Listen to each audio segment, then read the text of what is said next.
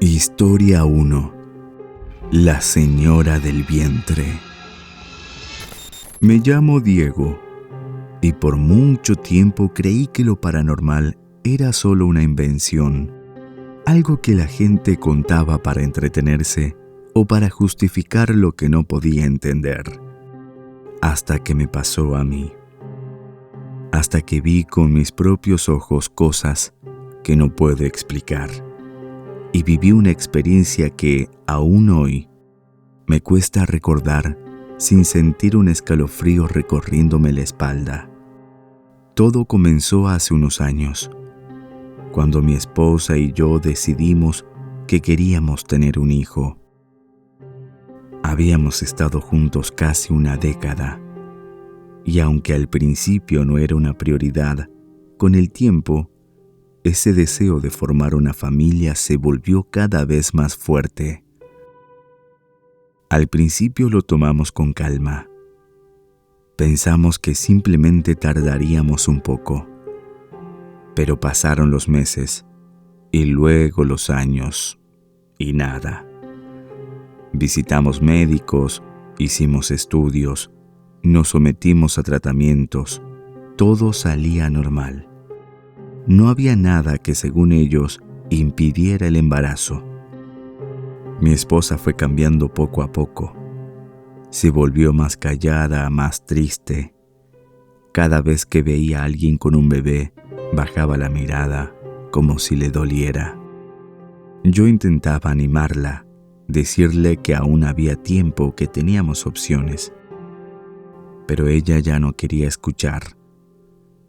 Había entrado en una especie de desesperación silenciosa que yo no supe reconocer. Hasta que fue demasiado tarde. Una tarde, llegó a casa con una expresión extraña. No era tristeza, era algo diferente. Como si estuviera nerviosa, pero también aliviada. Me dijo que había ido a visitar a una mujer, una curandera, alguien que, según le había contado, había ayudado a muchas mujeres a quedar embarazadas. No me lo había dicho antes porque sabía que yo no creía en esas cosas. Y tenía razón. Me molestó. No porque creyera que fuera peligroso, sino porque pensé que era una pérdida de tiempo, una especie de engaño para aprovecharse del dolor de personas vulnerables. Pero esa noche, mientras dormíamos, mi esposa despertó sobresaltada. Me dijo que había soñado con una mujer, una anciana de piel grisácea, con el rostro cubierto con un velo oscuro. En el sueño esa mujer se acercaba a ella y le tocaba el vientre con una mano fría como el hielo. Le decía algo en un idioma extraño, palabras que no entendía, pero que por alguna razón le provocaban una sensación de paz. Me pareció raro, pero lo atribuí al estrés, a la sugestión. No le di demasiada importancia. Pasaron unos días. Mi esposa siguió tomando unas infusiones que la curandera le había dado. Eran espesas, de un color marrón oscuro, con un olor terroso, casi como a hojas podridas. Cada vez que las preparaba, toda la casa se impregnaba de ese aroma. Comenzó a tener más sueños. A veces se despertaba llorando, otras veces riendo. Y cada vez que le preguntaba, solo me decía que la mujer la estaba ayudando, que pronto todo cambiaría. Y cambió. Un mes después, el test de embarazo dio positivo.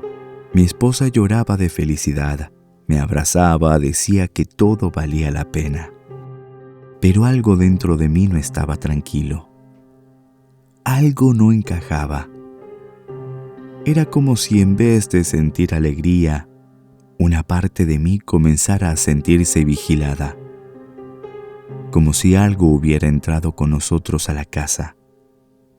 algo que no podía ver, pero que estaba ahí. Las cosas comenzaron a ponerse raras. En las noches escuchábamos ruidos en el patio, como pasos o risas. Una vez salí a revisar con una linterna y juraría que vi a una mujer parada junto al árbol del fondo. Alta, delgada, con el cabello largo y desordenado. Pero cuando enfoqué bien, ya no estaba. Pensé que era mi imaginación, pero luego mi esposa empezó a decirme que la mujer de sus sueños ahora la visitaba despierta.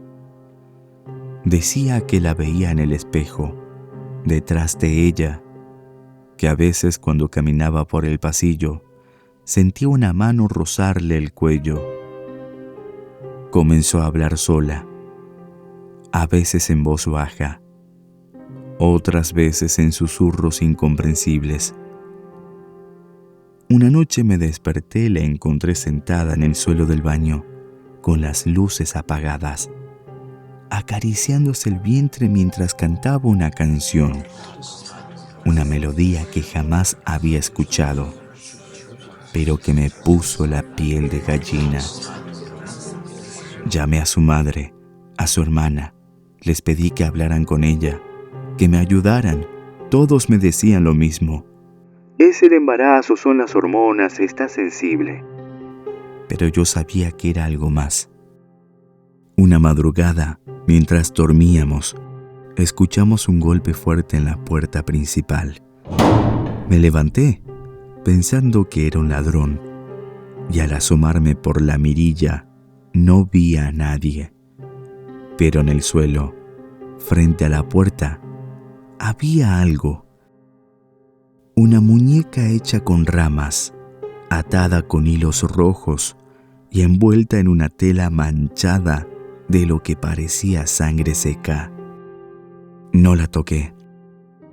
La quemé ahí mismo con un encendedor. A partir de esa noche, todo empeoró. Luces que parpadeaban, objetos que se movían solos, puertas que se abrían y cerraban sin razón. Y sobre todo, las sombras comenzaron a aparecer en los rincones, al borde de mi visión, siempre femeninas, siempre quietas, como esperando algo. Decidí buscar ayuda. Fui con un sacerdote de un pueblo cercano. Le conté todo.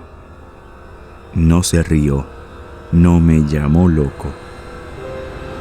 Me miró con una seriedad que me dio más miedo que alivio. Me dijo que probablemente habíamos hecho un pacto sin saberlo, que esa curandera no trabajaba sola, que servía a otras. Mujeres antiguas, brujas de la montaña, que vivían entre el bosque y las sombras, espíritus que no habían abandonado este mundo, porque aún buscaban lo que en vida no pudieron tener: hijos. Me dijo que debía proteger a mi esposa y al niño, que no era demasiado tarde, pero que tenía que alejarla de todo eso, antes de que la marca fuera demasiado profunda. Esa noche, al volver a casa, encontré a mi esposa en la sala, de pie, mirando por la ventana. No parpadeaba. No respondía cuando le hablaba.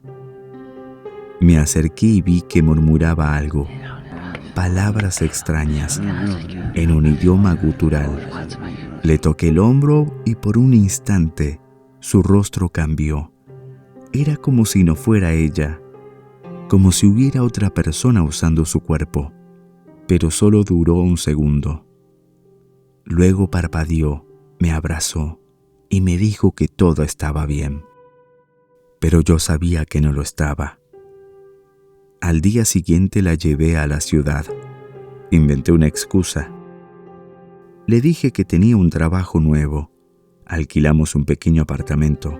Dejamos todo atrás: la casa, los muebles, incluso nuestras fotos. El niño nació sano, un varón, hermoso. Mi esposa mejoró, volvió a sonreír, a ser ella. Pensé que lo habíamos superado. Pero hace unos meses comencé a notar algo raro, a veces de madrugada. Escucho a mi hijo hablar dormido, no como un niño. Su voz cambia, se vuelve más grave, más antigua, y dice cosas que no entiendo. Una noche me acerqué a su habitación para verlo, y lo vi sentado en la cama, despierto, mirando hacia la ventana. Le pregunté qué hacía. Me dijo: Estoy hablando con la señora. Dice que pronto vendrá por mí, que le pertenece. Desde entonces no duermo bien. Siempre estoy alerta, siempre escuchando, porque sé que esas cosas no se van, solo esperan. Esperan el momento justo para volver. Y cuando lo hacen, esta vez, no sé si podré detenerlas. Antes de que escuchemos la siguiente historia, te quiero pedir un pequeño favor. Déjame tu like en el video si te gusta este tipo de relatos. Comenta si crees que algo como esto podría pasarte a ti. Ahora sí, escucha con atención nuestra próxima historia. Historia 2. Susurros del lago. Hola, soy Sofía y tengo una historia que contarles. Algo que me sucedió cuando era pequeña, en un pequeño pueblo cerca de la costa de Veracruz, donde vivía con mis padres y mi hermana menor, Carla. Cerca de nuestra casa, a unas pocas cuadras, había un lago enorme, rodeado de frondosos árboles y con un paisaje que parecía sacado de un cuento. Era el lugar perfecto para jugar con mis amigos. Todos los días, después de la escuela, nos reuníamos allí para pasar el rato. Sin embargo, había algo extraño en ese lago. Cada noche, justo al caer el sol, del otro lado del lago, cuando el bosque se volvía más denso, se escuchaban susurros y risas. Los ancianos del pueblo decían que era mejor no acercarse, que había historia de personas que se habían perdido allí. Así que antes de que anocheciera, siempre volvíamos a casa. Un verano, cuando tenía 10 años, algo terrible ocurrió. La mejor amiga de mi hermana, Ana, desapareció un día. La última vez que la vieron, estaba jugando cerca del lago y al caer la noche, no volvió a casa. La búsqueda fue intensa. Padres, amigos y hasta algunos voluntarios del pueblo se organizaron para buscarla, pero los días pasaron y no había rastro de ella. La preocupación se apoderó del pueblo. Las noches se volvieron más sombrías y los rumores sobre el lago comenzaron a crecer. Una noche, mientras Carla y yo estábamos en casa, escuchamos un fuerte golpe en la puerta. Era un grupo de hombres del pueblo que habían venido a buscar a mi padre. Un amigo de él que había estado pescando en el lago había visto algo extraño. Describió una figura oscura que parecía estar arrastrando algo hacia el bosque. Al escuchar esto, el miedo se apoderó de mí. Mi padre, decidido, salió con ellos y yo, sin poder evitarlo, lo seguía a escondidas. Lo que vi fue aterrador. Desde la distancia, observé cómo esos hombres, al acercarse al bosque y en medio de la oscuridad, se les apareció a una mujer encapuchada, rodeada de luces parpadeantes. Mi corazón latía con tanta fuerza que sentía que se me iba a salir del pecho. Mientras me escondía tras un árbol, los hombres comenzaron a gritar Pero la mujer no parecía asustada. Empezó a murmurar palabras extrañas, como si de alguna extraña lengua hablara. Entonces vi cómo del bosque surgían más figuras, todas vestidas de negro, danzando alrededor de una gran fogata. En el centro había una figura envuelta en sábanas. Parecía Ana. El terror me paralizó. Quería correr, gritar, pero mis pies no respondían. Observé cómo las mujeres levantaban sus brazos hacia el cielo. Y en ese momento, una de ellas miró en mi dirección. Sus ojos brillaban con una luz sobrenatural. De repente un grito desgarrador rompió la noche. Era mi padre, quien había intentado acercarse. Las mujeres se dieron cuenta de que no estaban solas y comenzaron a dispersarse hacia el bosque. Los hombres del pueblo corrieron hacia mi padre, quien estaba temblando, pero aún así logró arrastrarlo hacia la seguridad del bosque. Ana fue encontrada en estado de shock. No podía hablar, solo miraba al vacío con una mirada perdida. Fue llevada a casa, y aunque su cuerpo estaba allí, su mente parecía perdida en algún lugar oscuro. Los días siguientes fueron de incertidumbre. Ana nunca volvió a ser la misma. Sus ojos parecían llevar el peso de un secreto que no podía compartir. La policía no encontró a las mujeres y el pueblo se sumió en el miedo. Con el tiempo, las historias sobre el lago se desvanecieron, pero para nosotros siempre sería un recordatorio del misterio que nos rodeaba. Mi padre dejó de ir al lago y yo siempre miraba hacia él con una mezcla de curiosidad y terror. Nunca descubrimos quiénes eran esas mujeres, ni qué rituales llevaban a cabo, pero la experiencia nos marcó para siempre. Aprendí que a veces hay cosas que es mejor no descubrir y que la oscuridad a menudo guarda secretos que no estamos listos para enfrentar. Historia 3. La señora del vestido negro. Esto ocurrió hace muchos años, cuando yo era apenas un niño. Vivíamos en una casa humilde en las afueras de Villa Remedios, un pequeño pueblo rodeado de montañas y neblina perpetua. En esa casa de un solo nivel, vivía con mis padres y mis 2 hermanos. Nosotros 3 compartíamos una habitación cuya única ventana daba justo hacia la calle principal del vecindario. El menor de mis hermanos, Nico, tenía apenas 5 años. Todas las noches nos despertaba. Lo encontrábamos parado junto a la ventana, mirando hacia afuera, murmurando cosas como si hablara con alguien.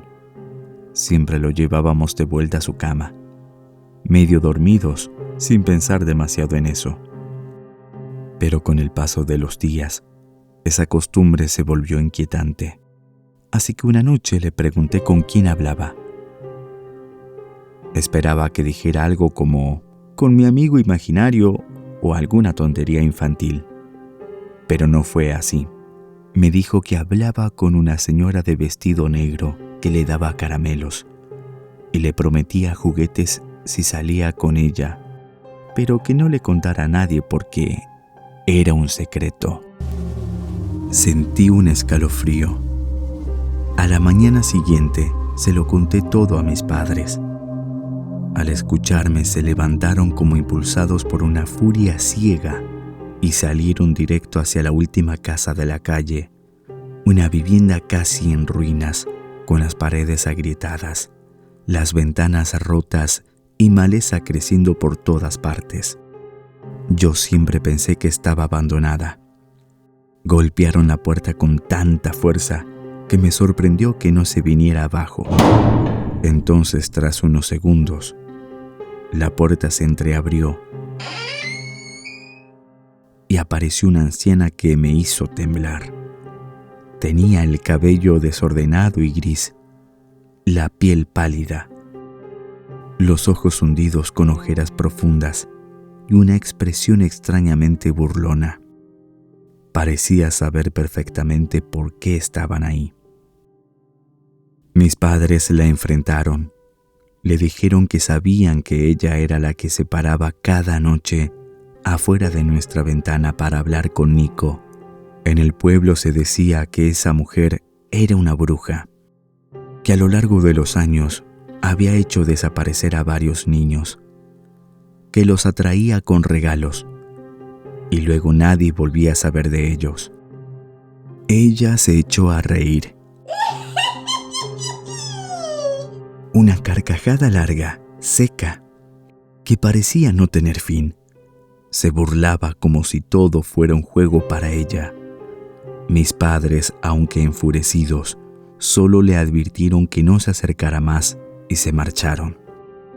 Esa noche, a las 3 de la madrugada, abrí los ojos de golpe. Tenía esa extraña sensación de que algo me observaba. Me giré para ver a Nico, pero su cama estaba vacía. Miré la de mi otro hermano, pero tampoco estaba con él. Me levanté de inmediato y revisé el baño. Nada. Ya sabía que algo muy malo estaba pasando. Corrí al cuarto de mis padres y les conté. Mi papá saltó de la cama, se puso los zapatos a medias y salió a buscarlo, gritando su nombre por toda la calle. Minutos después, regresó con el rostro desencajado, murmurando: Se lo llevó, se lo llevó. Mi mamá palideció. Lo miró aterrada. ¿Cómo lo sabes? ¿La viste? Mi padre no respondió. La tomó del brazo y salieron hacia la vieja casa. Yo lo seguí, sin que se dieran cuenta. La puerta estaba entreabierta. Entramos. El olor era insoportable. Una mezcla de humedad, carne podrida y hierbas quemadas. Había restos de animales por el suelo, símbolos pintados en las paredes con lo que parecía sangre, y sobre una mesa, collares hechos con cabello, dientes y figurillas amarradas con hilos negros. Mis padres exploraban cada rincón, hasta que de pronto gritaron con un dolor tan profundo que todavía me duele recordarlo. En una esquina, tirada en el suelo, estaba la pijama de Nico. Era suya, no había duda, pero no había rastro de él ni de la bruja. Habían desaparecido. La policía vino, se hicieron búsquedas, interrogatorios, búsquedas por los cerros, por los ríos, por las casas abandonadas de los alrededores. Nada. Pasaron los años, nunca hubo una pista, nunca supimos nada de Nico, ni de aquella mujer. Mi madre nunca se recuperó. Cayó en una tristeza profunda que fue consumiéndola hasta que enfermó y murió. Mi padre aún vive, pero su mirada quedó vacía desde ese día. A veces me dice: Tal vez un día regrese. Y yo solo asiento, aunque ambos sabemos que eso no va a pasar. Siempre supimos la verdad. Esa bruja lo usó. Lo hizo con él como lo hizo con otros antes, para robarles la juventud, para alimentarse de ellos y luego desaparecerlos.